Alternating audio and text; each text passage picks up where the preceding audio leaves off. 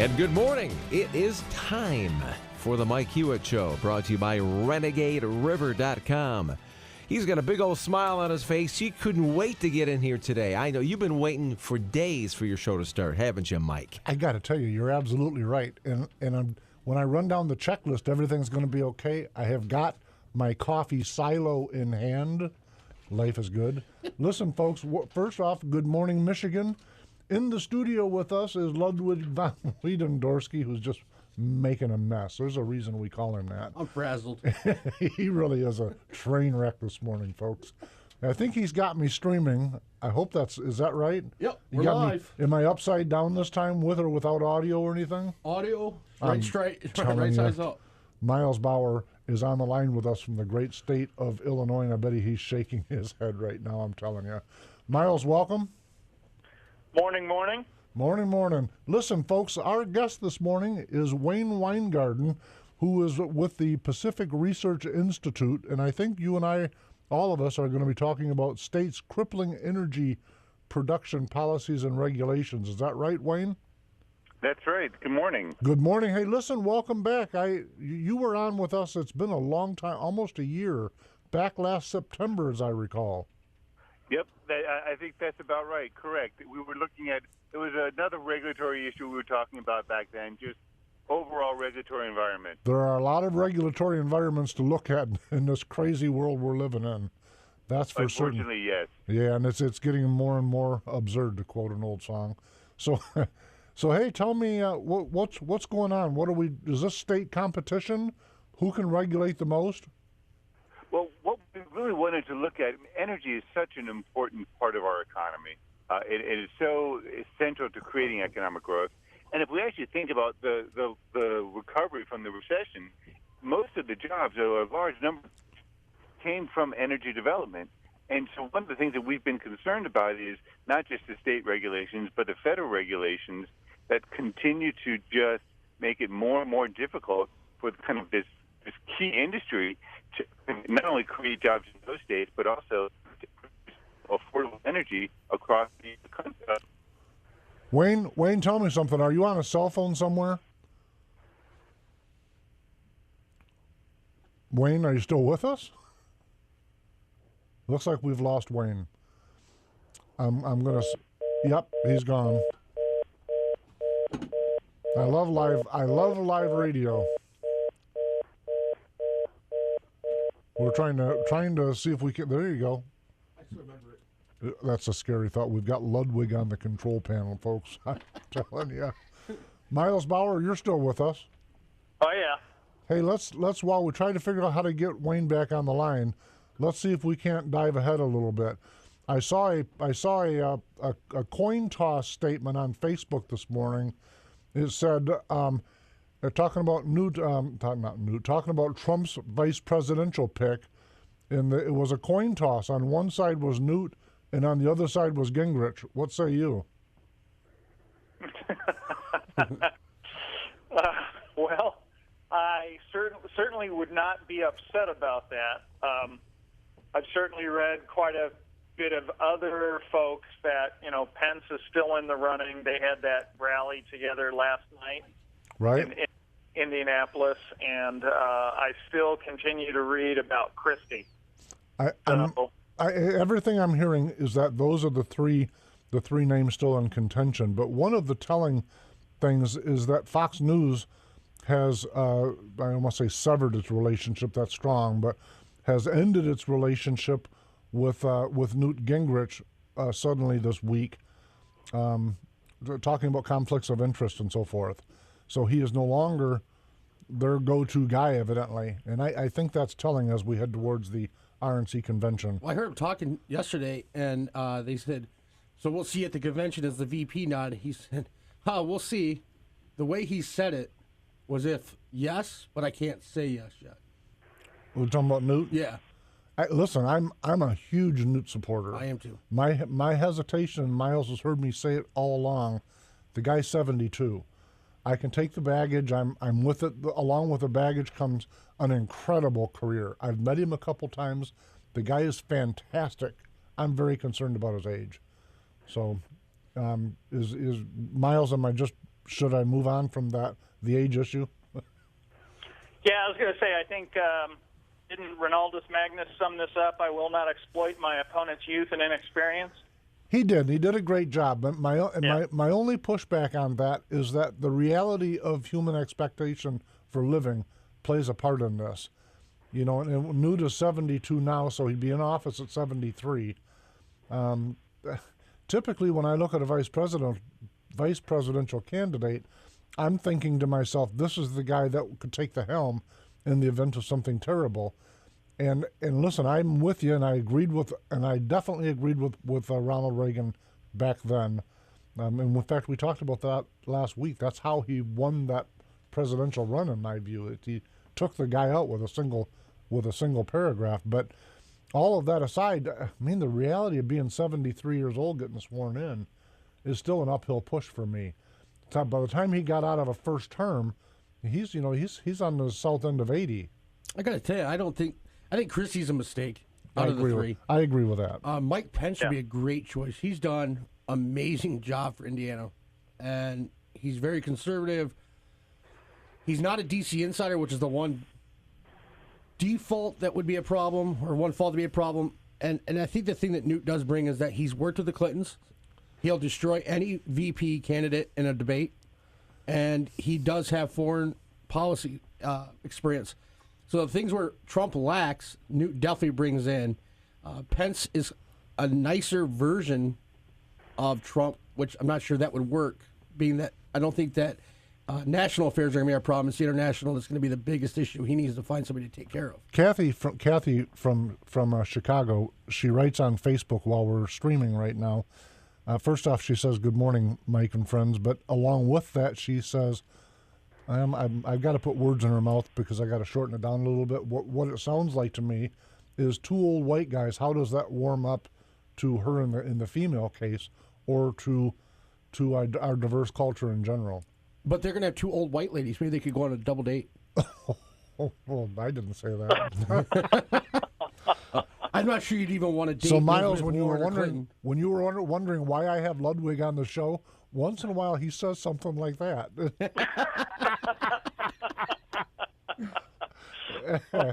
Just a little injection of humor, I'm certain. Ugly humor, but humor nonetheless.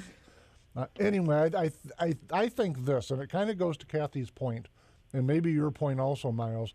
It wouldn't matter who Trump picked. There's going to be some folks that applaud it, and there's going to be some folks that attack it. It doesn't matter who he picks. He could pick Jesus, and there's going to be some folks that say, absolutely not. There just are. And at some point, Trump's got to be Trump and say, this is my pick, and if you don't like it, don't vote it. I do think Newt, though, brings kind of the counter-Trump to the ticket in that Newt's demeanor is completely different than Trump. They are definitely opposites. You know, one's more cerebral and reasoned, and the other one's fire and brimstone, for lack of better words. I agree with Kathy's point about, it's two old white guys, but I do think that there's a certain yin and yang to that whole partnership there. Right. Because Trump's fireness is offset by Newt's intellectual understanding, not only of how Washington works, but of the history of the country. I got to tell you, you guys hit a nail on the head here, and I can't stand it. I teach, and one of our chapters is about diversity and all this. Yep. And you're watching companies purposely find somebody who fits the exterior role of diversity. Never mind the actual makeup of diversity, which is what makes you you. We go back to this stereotypical diversity, and the first thing we think is, oh my God, two white guys can't have that. We got to have a black female or a Mexican male. But it's sad. I mean, I know this is what we have to do to preside, but it's why it's I've annoying. It's why I've been saying I wished our candidates could have voice scramble, so you don't know whether they're male or female. You don't know if there's an accent or not, and all of them are up on the stage in a nondescript, brandless refrigerator box. Each one of them their own, so you have no clue what color they are, what gender they are. Here's my resume and here's my plan. Vote for me or not. Yeah. Because we get so lost in all of these other issues that, to me, remind me of the old days with affirmative action, where where frankly the community would lack because the criteria was only fitting the block of the race or the gender rather than the qualifications in total. And listen, I don't think anyone should be eliminated for any reason other than a lack of qualification. Yep. If you're not qualified, we don't lower the standards and cause everyone to pay more for less just because it's warm and friendly and makes some goofy extremist nut somewhere feel good. That's not the right thing to build on in my view. I mean, if he pulled out his list and said, okay, I got to put down the top 5 criteria. The first one, minority. Second one, different sex. Right there, there aren't 2 things that make somebody qualified. Right.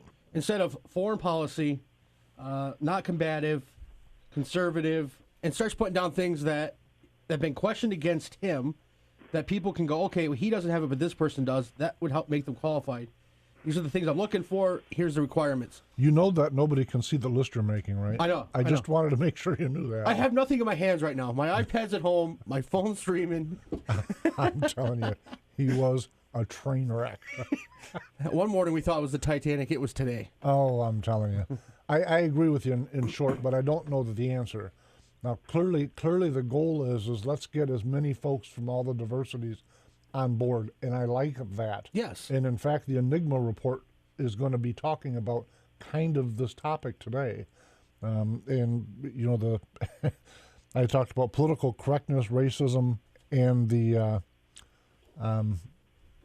First Amendment.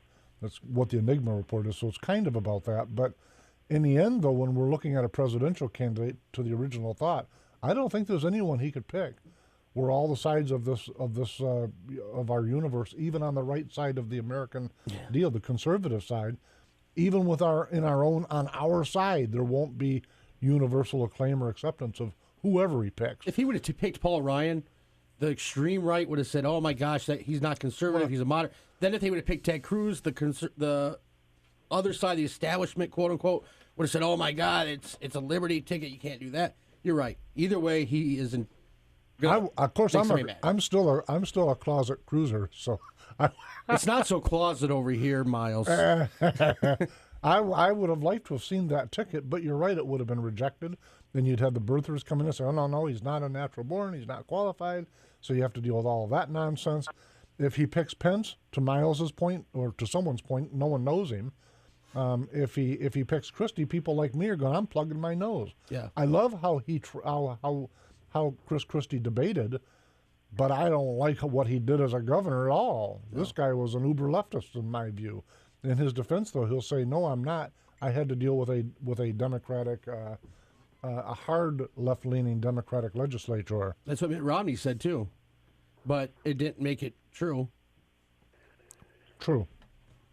I mean, the problem with Christie is all about the governing part. As much as part of it is, he's a plumper version of Trump. What do you think, Miles?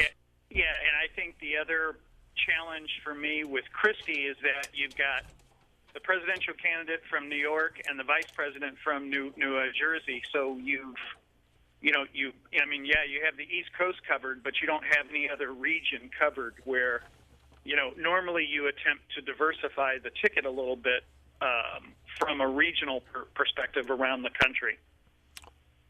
Who are you advocating for with that statement? Does Newt do something for him in that regard?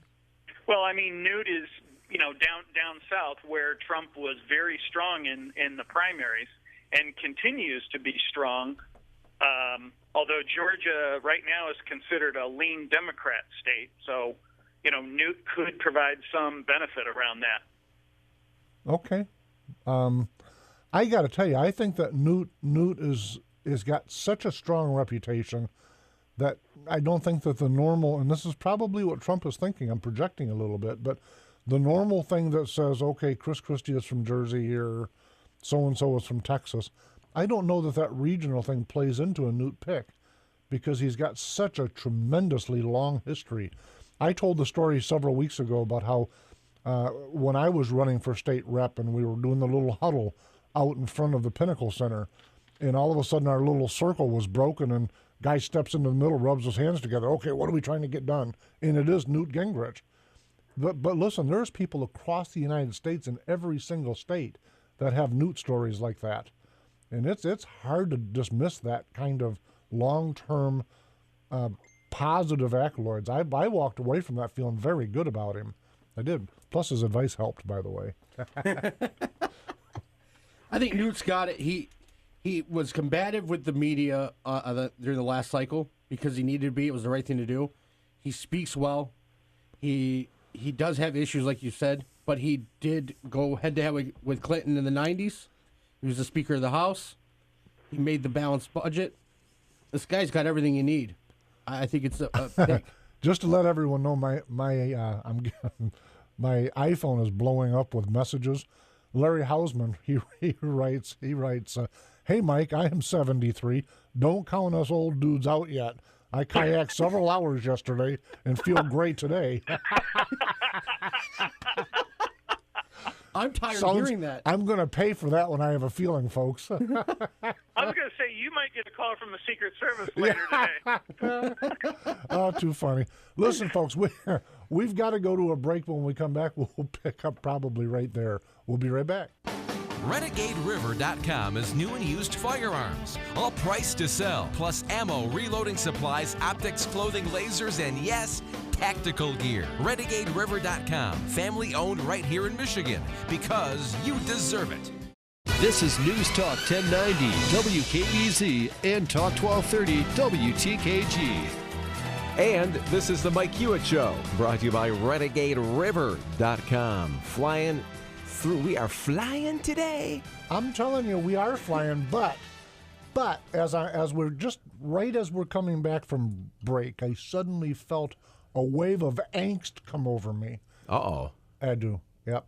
There for quite a while, I was over in the great state of Wisconsin helping with a dealership structure over there, and there was a fellow that I worked with. His name is Steve Angst, and so when that was what his name was, and it was perfect because it fit him so good. But the reason I'm saying that is as we're coming from break, he's he's over now. He's in the state of Wisconsin.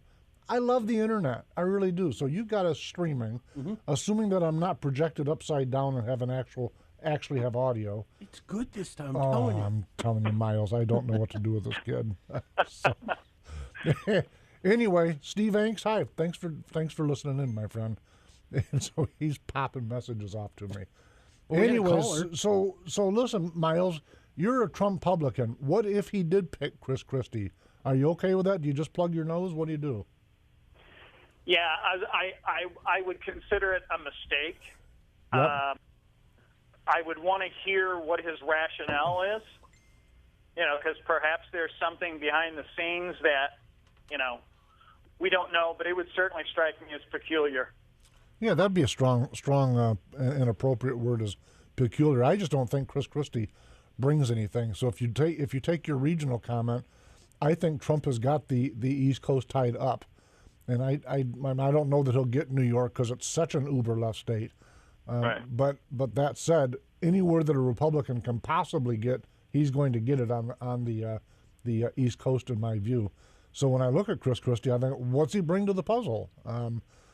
Not really. He doesn't bring any D.C. anchorship that I'm able to detect. He doesn't bring any regional gifts. I don't get that.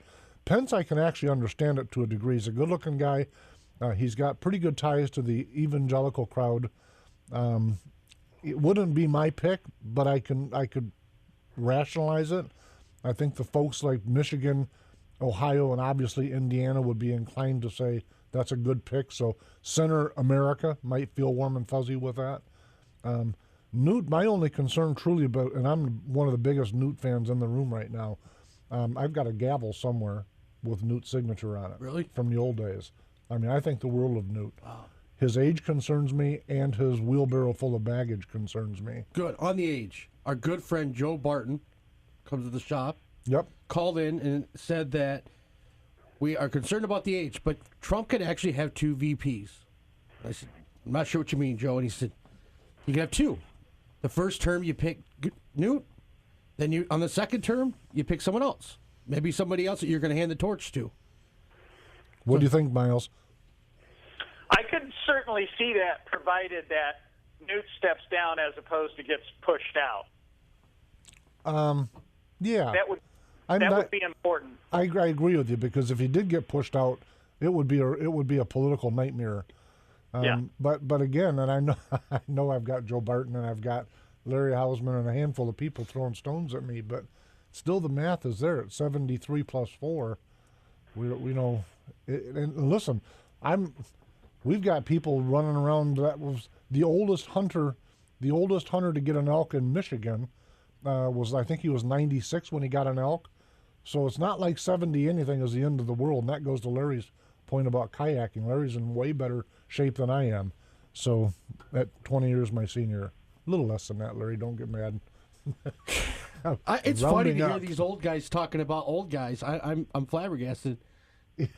I thought 55 was old. Yeah, it is old. Trust me. How old was Bush when he won? Or like 48, 49?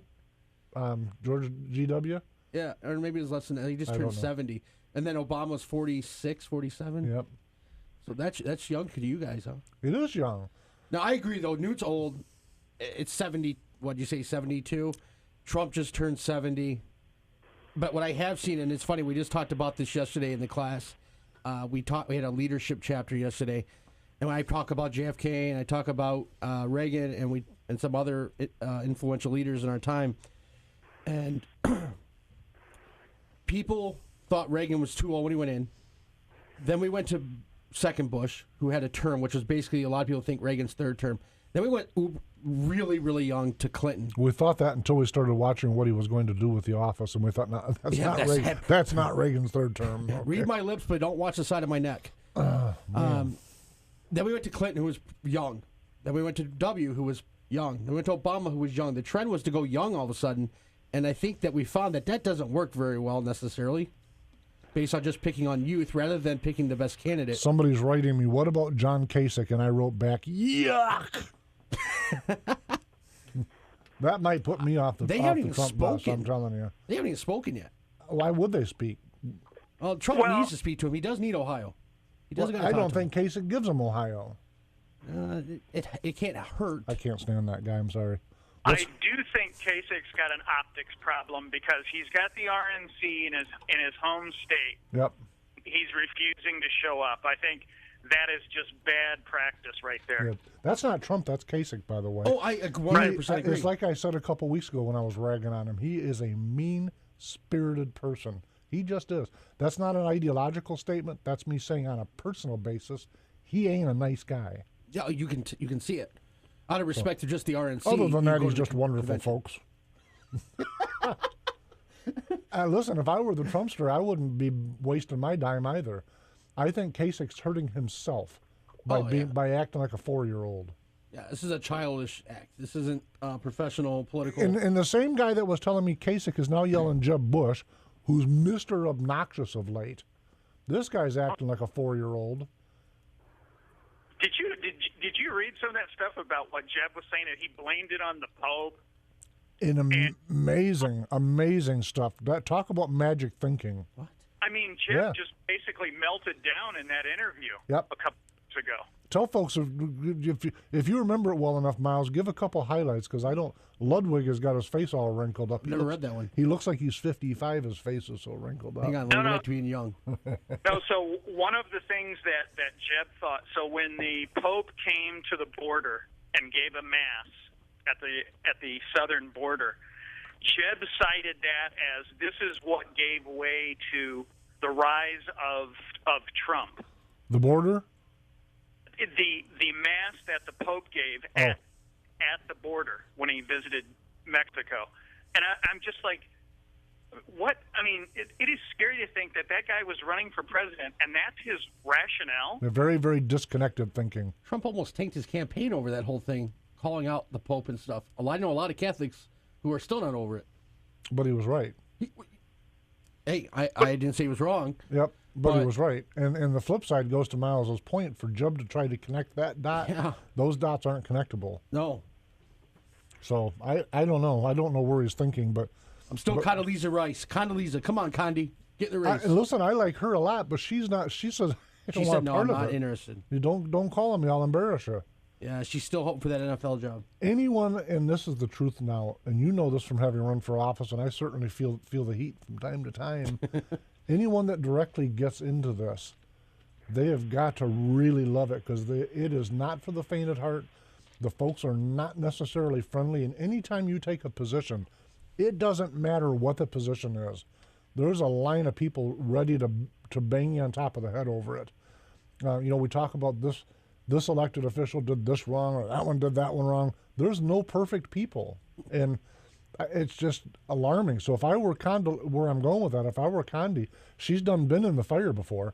She's thinking, no, thank you. I don't blame her.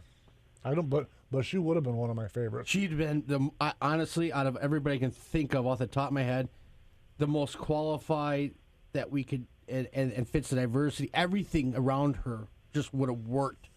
She's respected by the Middle Eastern countries. She knows foreign policy. She's been a Secretary of State who didn't have an email problem. She knows where her emails are. Yes. Yeah. Yeah. She understands the system that works. It's like that old 10 o'clock commercial. It's 10 p.m. Do you know where your emails are? Connie's like, I do. How about you, Hillary? Yeah, in the trash. Yeah. No, she wiped them clean. Oh yeah, with the rag. I'm sorry, the rag. Yep. Too funny. But if those are the only three. Obviously, Newt's the best of the three. Then Pence, and then there isn't a third. Is there anybody else you think that could be a dark horse? Somebody they haven't really, because there's someone to surprise us with. Yeah, because Trump says I'm not always going to give all my details. I'm not going to let you know. So maybe these look over here, but there's someone over here. What do you think, Miles? I have read several articles that apart from the big three, there are two dark horse candidates. I don't know if it's valid. But I have read it in multiple sources that there are two dark horses that are still on the table. So that would be like General Flynn, possibly, is one of them. Could be. I don't know. The more I read about that, Mike, the more I think that was a maneuver by the liberal press to anger some of the right wing. Okay, tried to splinter off some folks. Yeah. But listen, it goes to your point the other night when we were texting, though, because when I was listening to him, and of course I'm bashing him because he's a Democrat, but then I'm listening to him go, yeah, but I like what he's saying. Because I did. For the most part, there are some issues that I don't agree with him on, but in general, and in his approach to defending the United States and what he sees as his purpose, Miles was spot on. What's wrong with what he's saying? Nothing. You're right. So... But you're right. It could be a splinter. I looked at it differently. I think that he is still being considered, but for a cabinet level position. Whether it's Department of Defense, I don't know. But I looked at him like this guy is definitely on the front burner, but just not as VP. So, but yeah, if you look at it from Trump's point of view, I mean, the VP thing is of course, it's a big deal. I don't want to understate it. But the need to hit that hammer right now is because of the convention. He still has an entire administration to hammer together, assuming he wins. And that's going to be a fascinating thing, watching him move forward with it. And folks that are listening, and Miles, correct me, because you've certainly followed him more than I have, but one of the things that I think that Trump is going to do is fill those positions with across-the-board ideological different people. I think he will reach out to Democrats and will reach out to very conservative Republicans and several people in between. He's going to put the right people in place. Yeah, I mean, if you think about what he's done in business, he's had to put teams together before in the past to accomplish goals. So I think this is the one thing that he brings to the table that I don't think your standard run-of-the-mill politician does, in that Trump has had to do it for enterprises that could actually fail. So, he had skin in the game where sometimes politicians, is the government really going to go under? No, they just continue to go into debt. I got a name for both of you guys. What's that? Mark Cuban. Okay. He's been tossed around on both sides of the party because he says he's not really one way or another. He's just a free thinker. And I'm assuming, Miles, you know who Mark Cuban is. I have seen some really severely extreme interviews with him on both MSNBC as well as on Fox, and I don't know what his game is, but I don't trust him as far as I could throw him. I would not like it. But he said he'd be a VP candidate for Clinton if she moved more to the middle, and he'd be willing to be one for Trump if he moved more to the middle. And they've talked about both sides, and they said on the Clinton side that she might pick him because it counteracts the business thing that Trump's got going. You know what life in the middle is? It's people that are either afraid to make a political statement or they just don't know where they're at. Yep. I can't decide. I don't know what I'm going to do. I like everybody. Stop. You know, Mike, there's that old saying about middle of the road is the most dangerous place to drive. Hey, speaking of middle of the road, I just had a flashback when you said that. You remember back in Mountain Home, Arkansas, we were watching the Bill Clinton for governor commercials, and it showed the limousine weaving all over the road because the former governor was drunk or something like that? Yeah. Mm-hmm. Yeah, it was. I don't know why that just popped into my head all of a sudden. I don't know where that came from. Bill Hewitt is on my Facebook, and he has no relationship to me. He's somewhere down other than his Facebook friend. Nice guy. Great last name. He writes, he said, I'm not okay with Christie. I'm not over the hug. And, of course, I think he's advancing Huckabee. Is Huckabee on the short list? No. Don't beat around the bush. I was going to say, I haven't heard any mention of Huckabee at all. No. Maybe he's the dark horse. Yeah, he although they were saying the characteristics of the dark horse is that these two folks have not even been discussed anywhere within media. So I guess they're just going to come right out of right or left field. I think Huckabee was trying to put the, vie for it a little bit in the beginning when he got out of the race, and I don't like Huckabee. You don't like him? No. I don't dislike him. He's just a little bit too liberal for me. So yeah, I mean, if I had to choose Christie or Huckabee, I'd pick Huckabee. Would you? But what do you think, Miles? If it were Christie or Huckabee, where's your support? In relation to Trump, because I mean, you kind of have to use Trump as the, or at least for me anyway. I don't isolate the vice president alone. I look at it in terms of who is at the top of the ticket. I think Christie fits better with Trump. What Huckabee might bring to the ticket is more from an evangelical side of the world.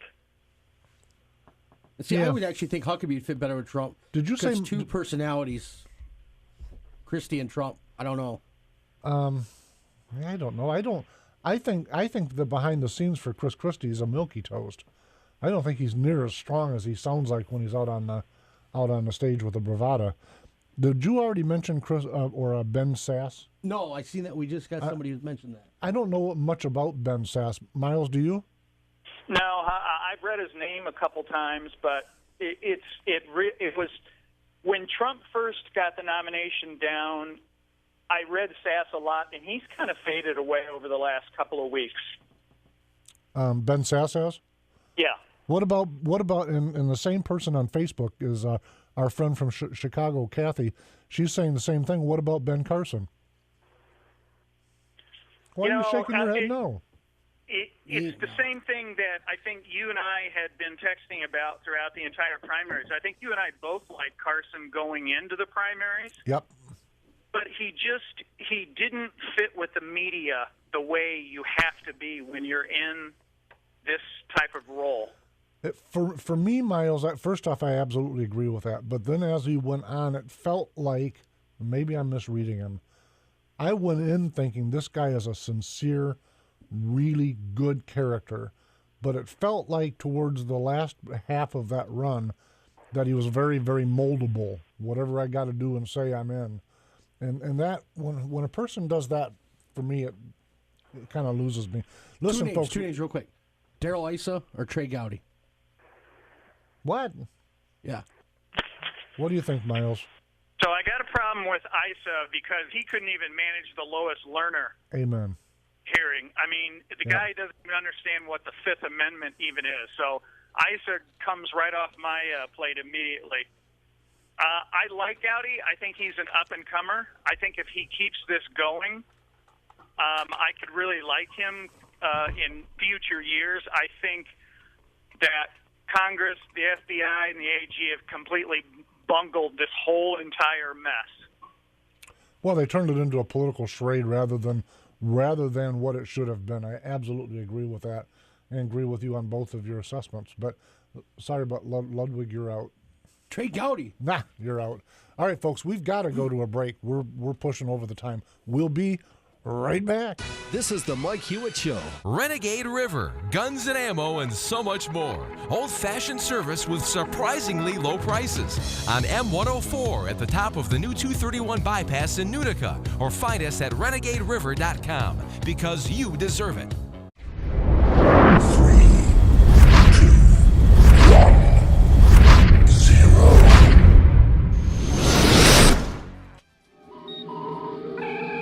You have arrived to your final destination on your journey through reality.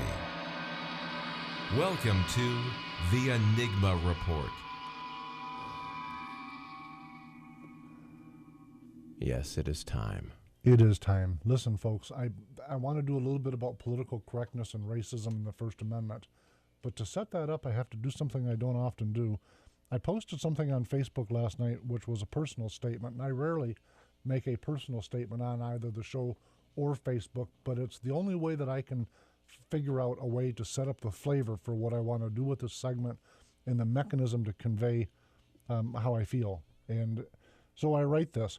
When I was very young, I spent a fair amount of time as an inpatient at Henry Ford's Hospital, Detroit. During several of those stays, including during the Detroit riots, there was a young black nurse that left a life impression on me. Always, but especially when receiving visits was difficult, she would sneak me down to the basement of Henry Ford's Hospital, where there was a huge number of vending machines filled with all the wonders of the world. At least that's what I thought at 7 or 8 years old. Keeping in mind that at the time I probably looked like Ernie from My Three Sons, for those folks that are 55 and up that might remember their Ludwig. Over the last many years, I've searched her at length, including writing Henry Ford's Hospital, to no avail. My memories are from long ago, and she was young then, a beautiful, warm smile. I don't know her name, I never did. She was Nurse, that's how I identified her. But I do remember she had burn scars on her neck and on her arms. That's one of the things that stands out in my mind. Somewhere in her life, she'd had pretty significant burns. I only know that I'd love to be able to thank her. During the Detroit race riots, she made me feel safe and confident that there would be better days and that everything was going to be okay. I still believe that, and I'd love to thank her exactly for that feeling that I still have from her words of confidence back then during very, very dark times, from a black nurse to a little white kid in downtown Detroit. So, yep, I was on the third floor to what seemed like forever, a lot of different times back then. And back then, at that specific time that I'm referring to, the parking ramp for Henry Ford's Hospital was being used by the National Guard as a staging place to deal with the Detroit riots.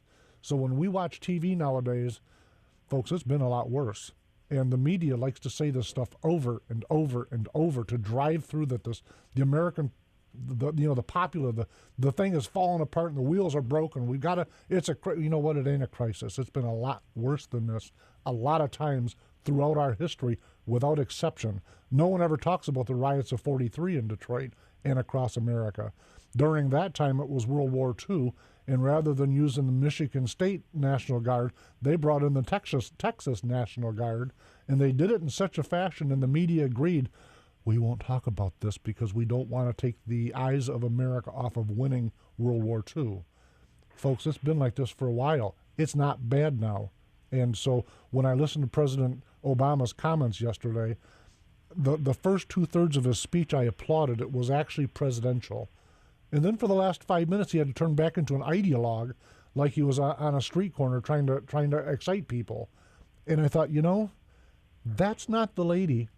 That's not the mindset of the woman that was actually living during the riots as a black person in inner city Detroit when she reached out to me. That wasn't her mindset. And it's a mindset from him that I reject, and it has nothing to do with his race. It has nothing to do with nothing but his but the seemed penchant from the uber left to divide us. I don't know why they feel that they can only win if they divide us into little building blocks. So what's my point in talking about the lady? My point is I'd love to thank her, and if you can help, I'd thank you too. In the meantime, allow me to share that belief she shared with me. Everything's going to be okay. And I believe that. And if I didn't believe it, I wouldn't be doing this show. I wouldn't be writing novels. I wouldn't be involved in politics. I wouldn't do any of it if I thought it was all just going to be what the media would have us believe.